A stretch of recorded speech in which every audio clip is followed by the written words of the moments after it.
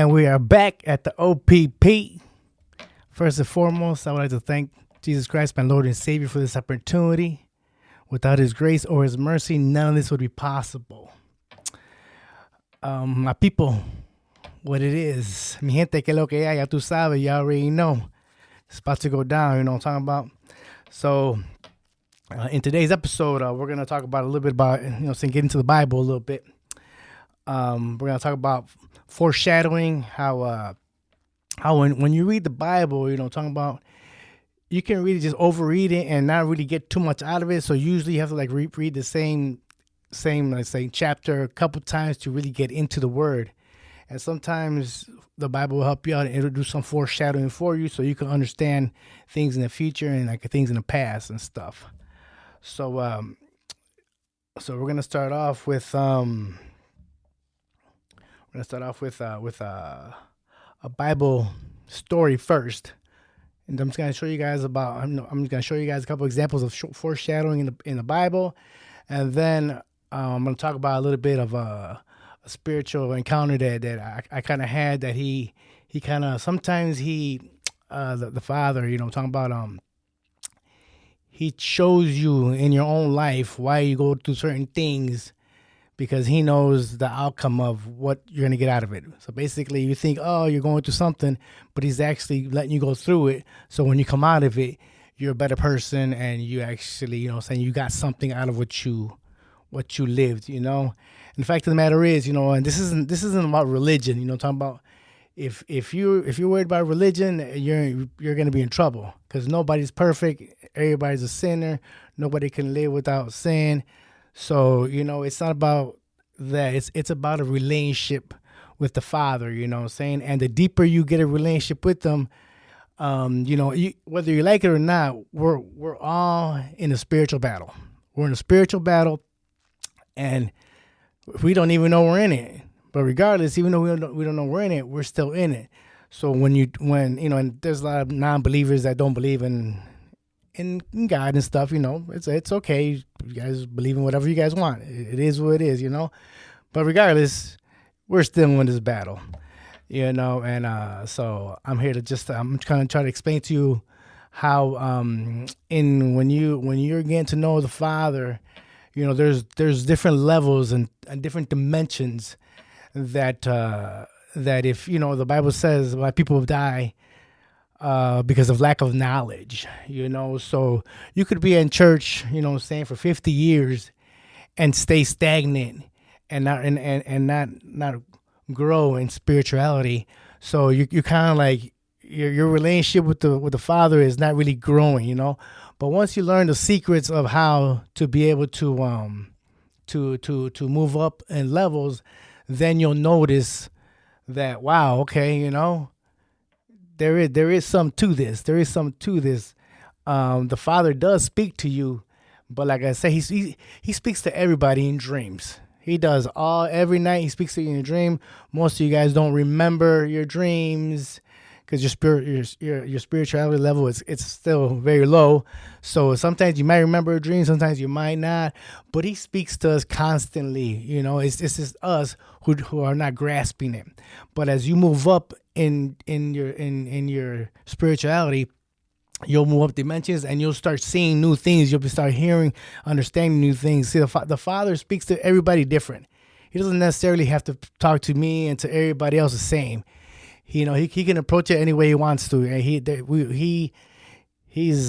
do it as he pleases, So sometimes he'll speak to you through a vision, to a dream. Sometimes he'll speak to you, like through a voice, through thoughts. It'll be on your mind, So putting all this together is you're pretty much creating a relationship with him.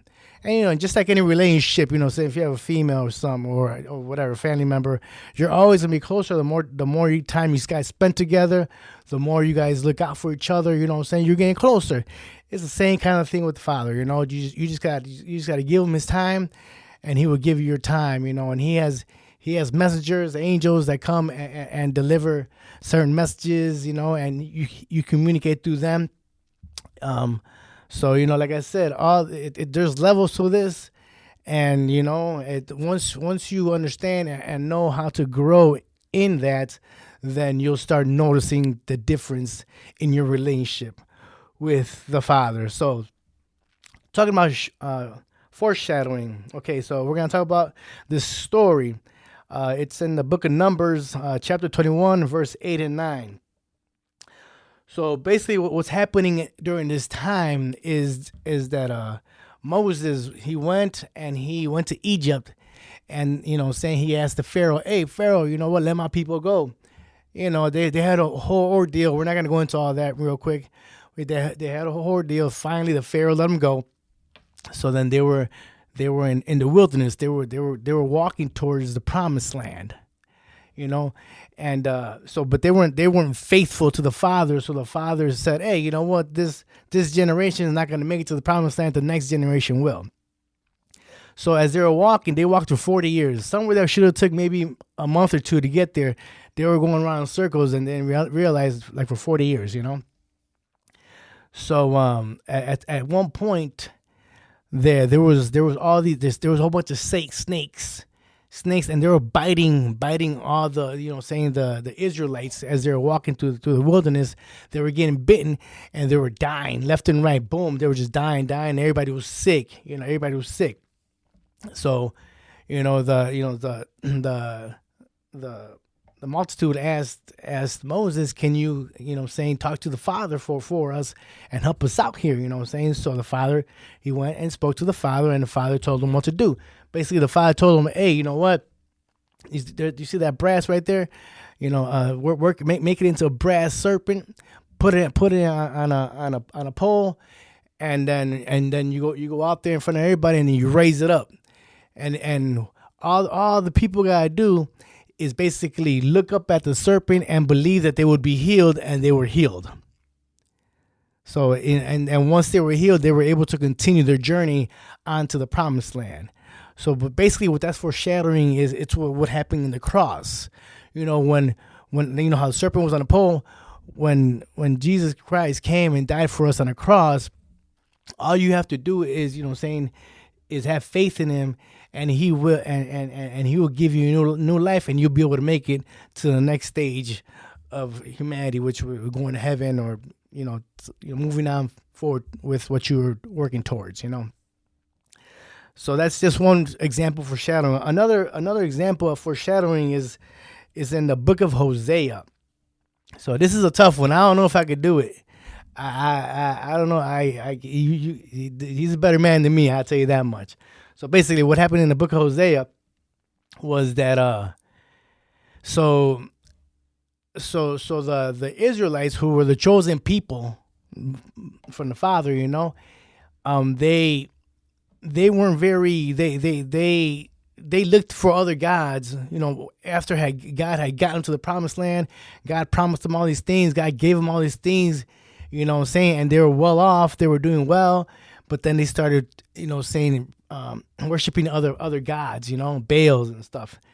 And so, the father got upset.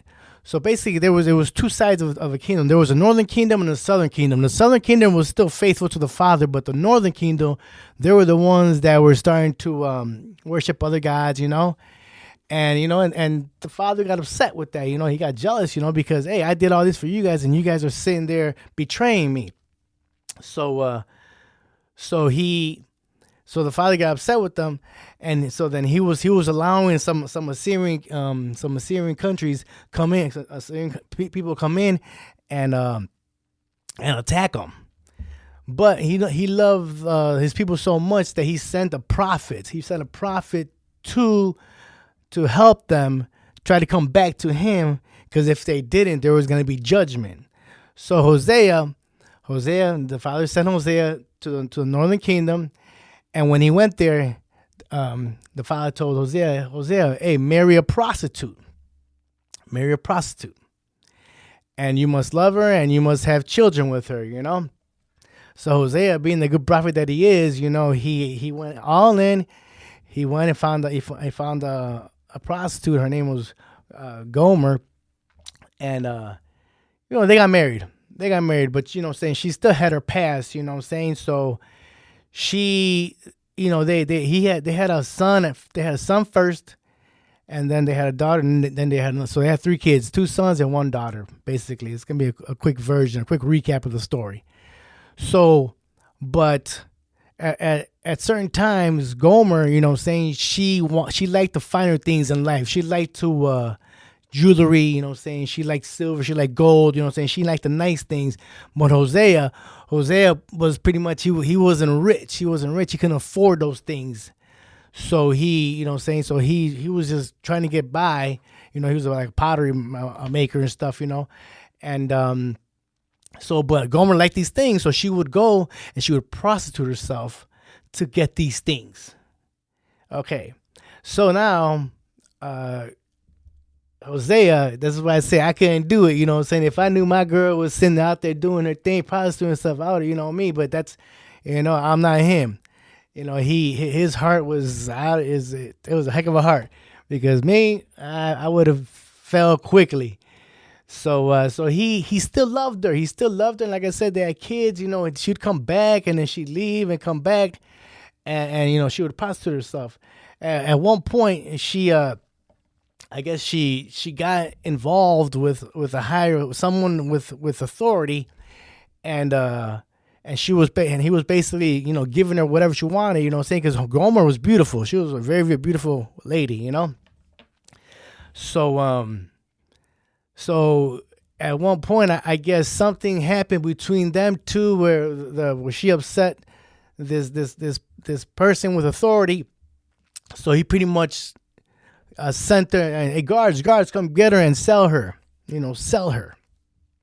So then she was put on. They were gonna sell her. She was like in an auction, and so you got Hosea over here wondering where his wife was at, because she disappeared.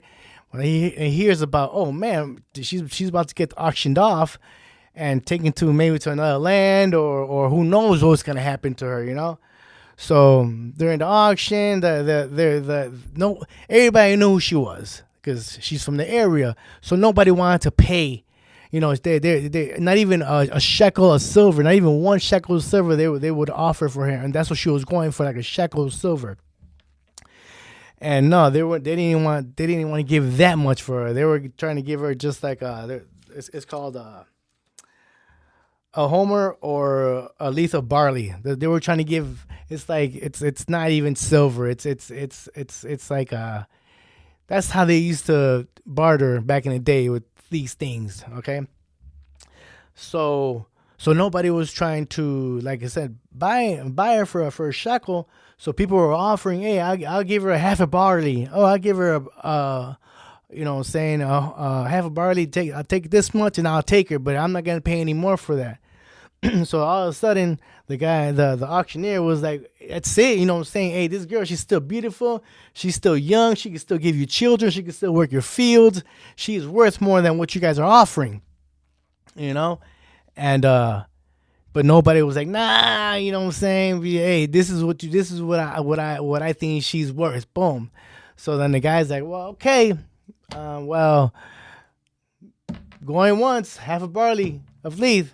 A leaf barley, half barley, going twice, and all of a sudden there was a voice that yelled out from the crowd and says, I'll pay 15 shekels of silver, a homer, and a leaf of barley. So they all turned around like, what the heck? Who the heck is gonna pay all that for, for this person who they thought wasn't worth much? But it was Hosea, and Hosea loved his wife.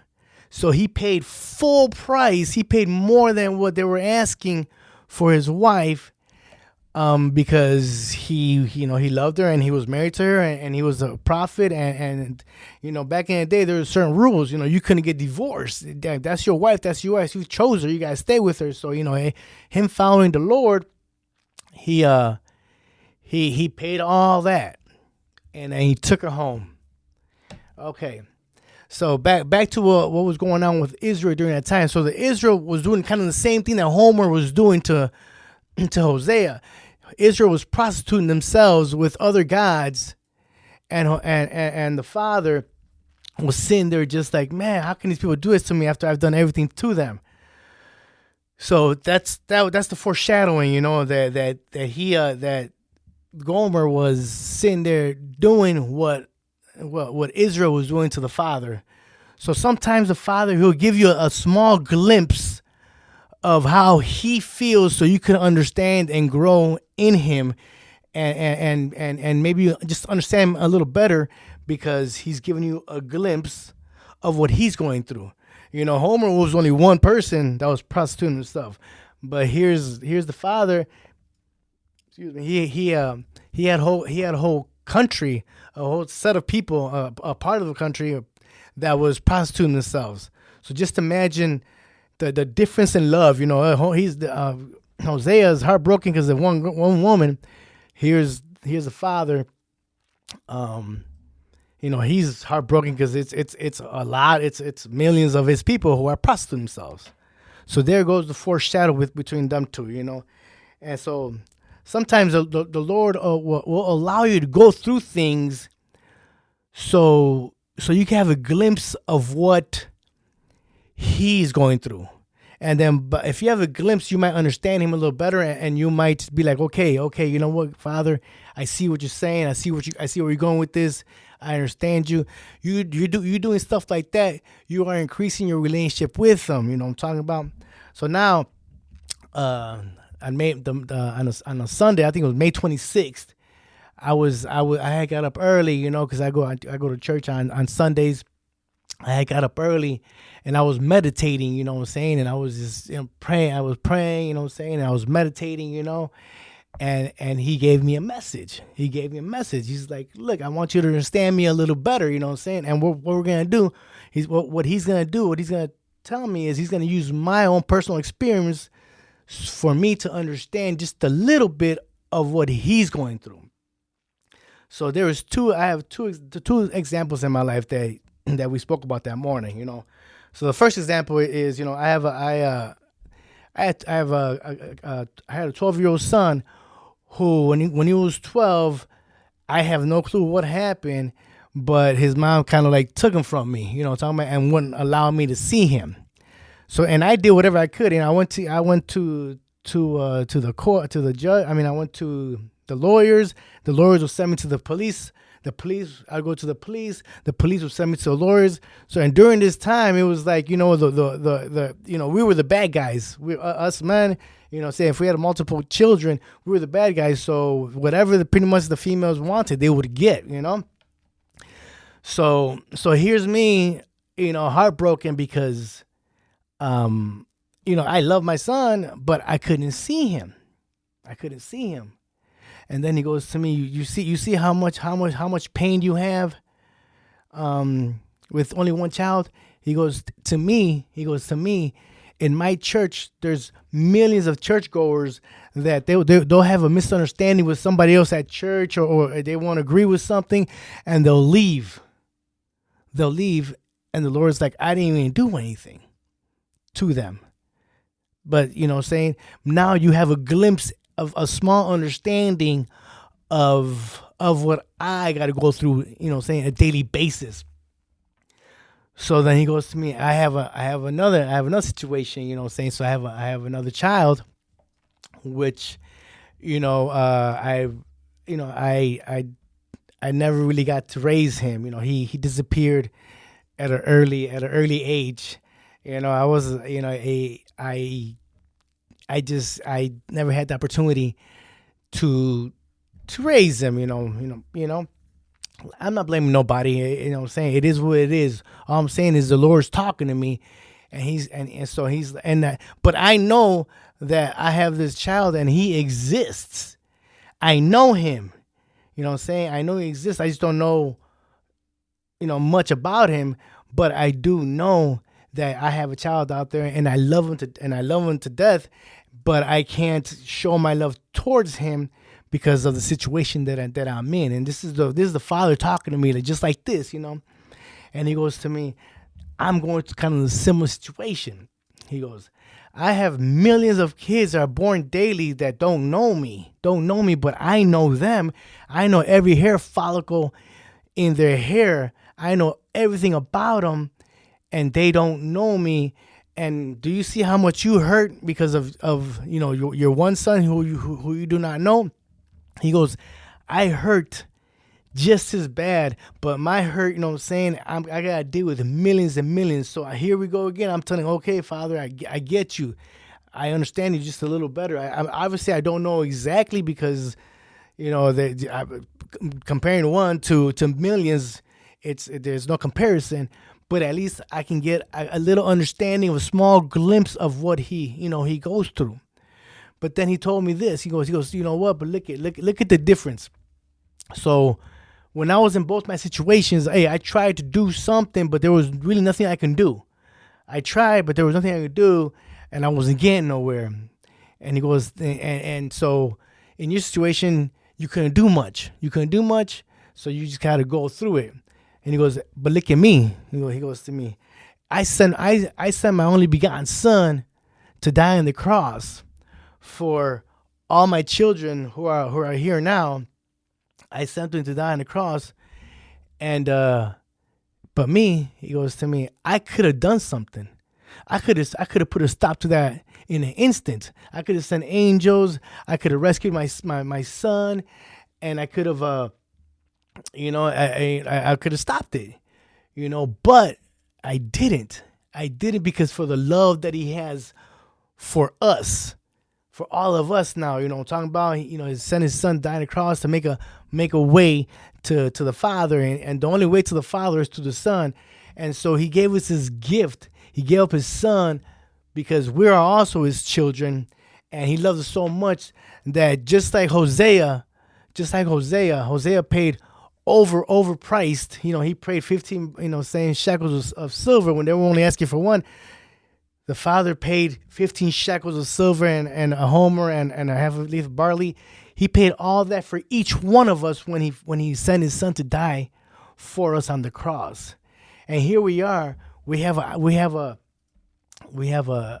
decision to make. Hey, we can either follow him or not follow him. Hey. I'm not telling anybody, I'm just trying to speak the truth to you, what I'm saying? You could take it and do something about it, or just like come in one ear and out the other.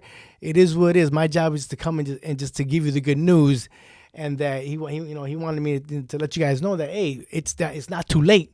You still have the opportunity. It's not too late. He did what he did because he loves us so much that. He wants us to know that it's not too late. You can still come to the Father. You just got to come through the Son, So as he's telling me all this, I'm like, oh my gosh, okay, Father, I see what I see. I understand you a little better, what I'm talking about?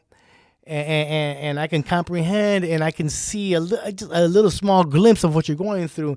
So in my relationship building with him, like, little things like that, it shows that my relationship is growing and my spirituality is growing, because prior to maybe, like I said, I just got back into church and to the Father. I got back into the Father. I was out. I had a episode called My Spiritual Journey that I talk about this, that I just happened to come back to the Father. Yeah, just about 2.5 years ago, or something like that.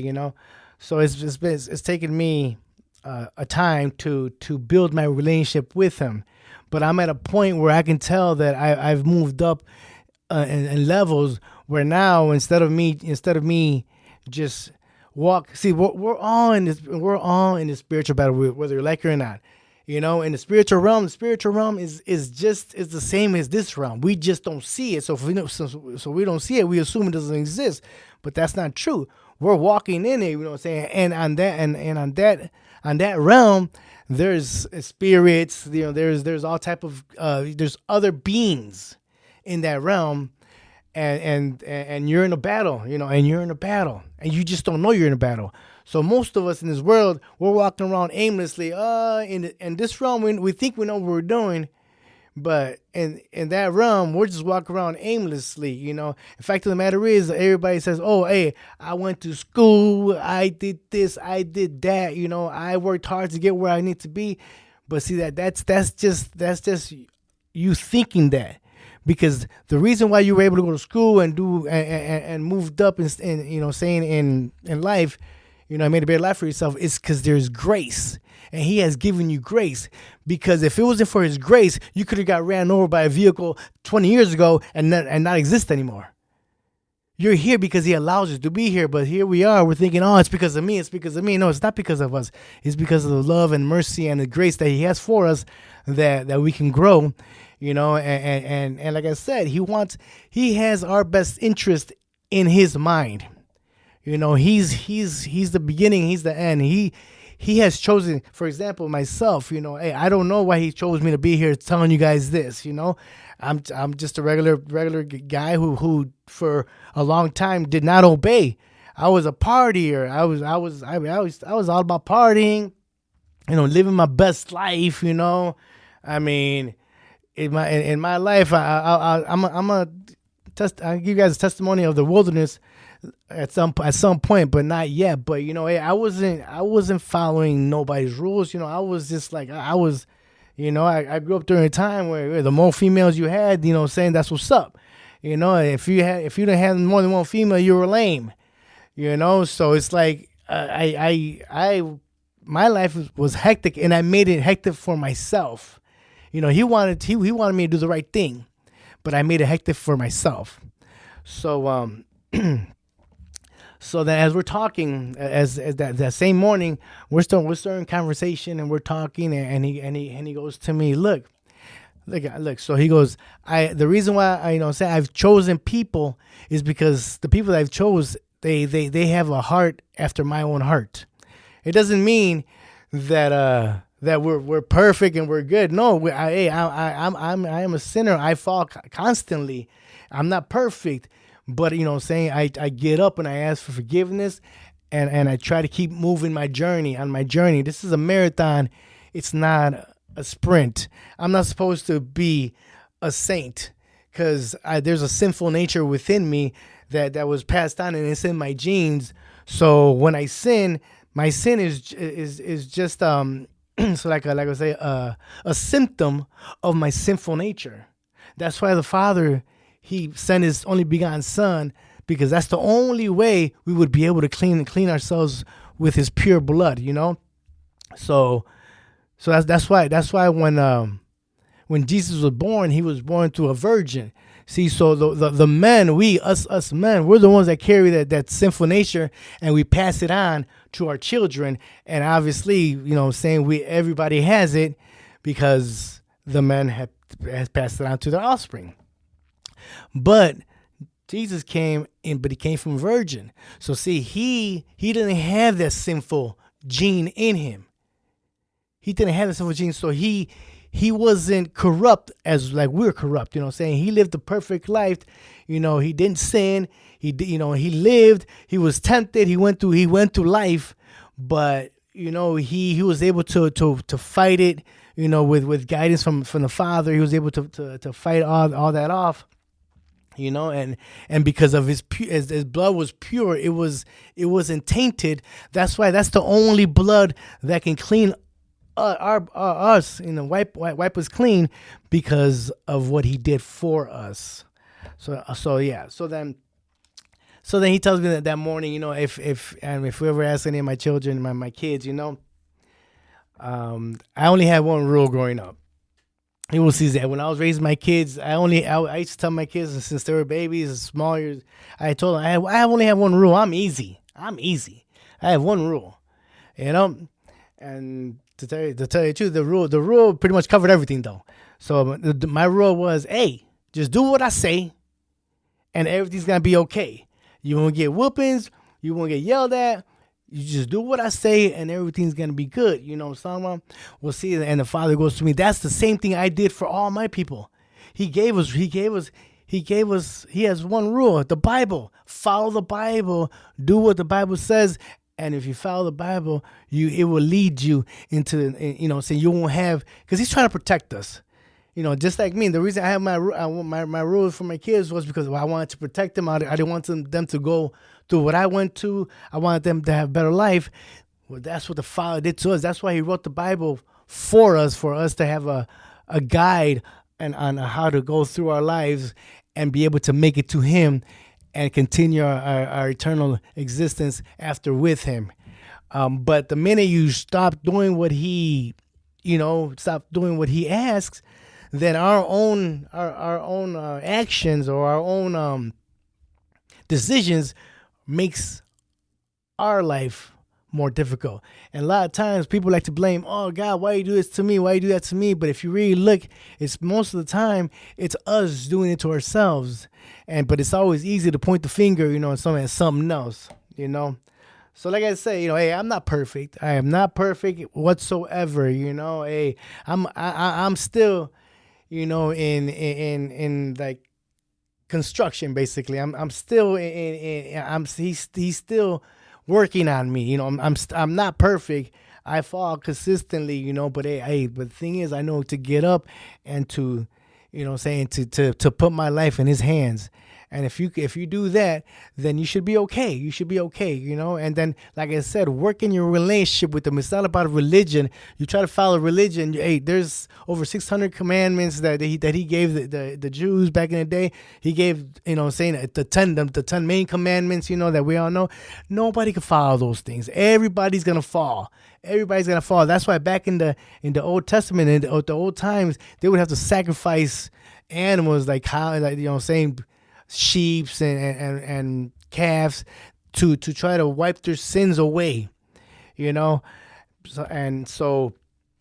but that blood, saying it wasn't strong enough to get you to the Father. That's why the Father sent his Son to go ahead and correct that situation. So hey, all I say is, all I gotta say is this, hey, it's up to you, There's a thing called self-will. He doesn't force us to do anything. He loves us and he wants us to do the right thing. He gave us opportunities to do right and be right, but it's up to us, to submit to him. He is our creator. He's our maker. So he sent his only begotten Son. That's how much he loved us.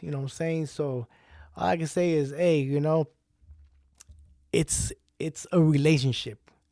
Work on your relationship, and there's levels to this stuff, and the more you seek him, you seek him, he'll find you. He'll find you if you seek him, and he'll help you, say move up in the levels that you need to move up, and he'll prepare you for spiritual warfare, and so basically, it's all about a relationship. So if you can do that, hey, you should be good. You should be good. Talking about. So let's see here. Yeah. So he paid for us full price. So he took care of the bill. It's up to us to say, yeah. I submit to you, and can you be my God? Talking about.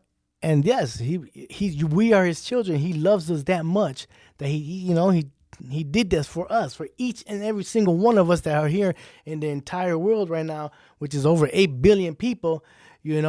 He sent his Son for all of us. He loves us all, and he wants to save us all, but he doesn't force us.